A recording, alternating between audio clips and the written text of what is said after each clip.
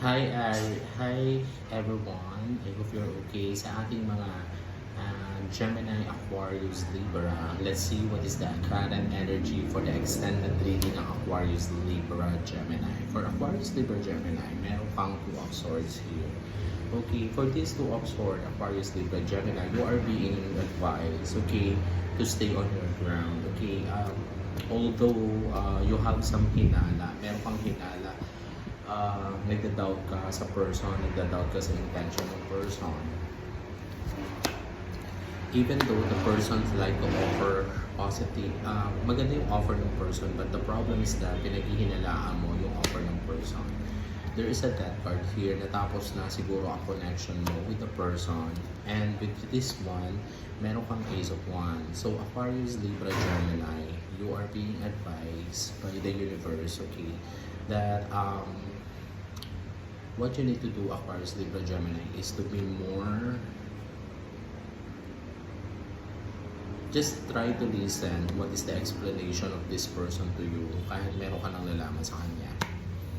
Okay, there's a death card here. I think your hinala will be clarified because of this person will try to explain what is the good things or the what really happened, why there is a loss of connection. You have the Empress card energy. You just want to be happy. If you listen the sincerity of this person, even though galit na galit ka sa kanya or meron kang tapos sa kanya, so you will be having an Empress card. So an Empress card, ibig sabihin ito, the person really try to approach you but you ignore. But the person intention is that the person want to be more focused more to you with regards sa relationship yung daw ba. Now you are being confused. Even though the intention is good, don't be confused, guys, okay? If you be confused with regards sa gusto niya ng good connection with your relationship or situation, may Sun card. Don't walk away. If the person make an offer, just don't walk away.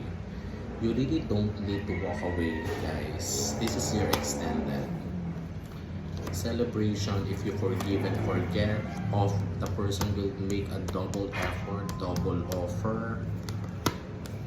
Even that the person will travel, or your person will will book you for travel together. And huwag mong pag-isipan yung offer niya. It's really solid offer siya. See?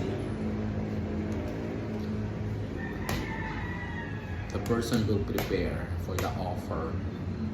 Accept it. Don't be in doubt. Huwag ka magduda. Don't feel doubt about it. It's a Lover's card. Oh my God, may Lover's card ka. So, meaning the person's intention is really good, guys. So, that is your extended reading para po sa aking mga Aquarius, Libra, Gemini. Good day, guys. And kung meron kayong mga comments, I would love to hear you back. Bye and see ya.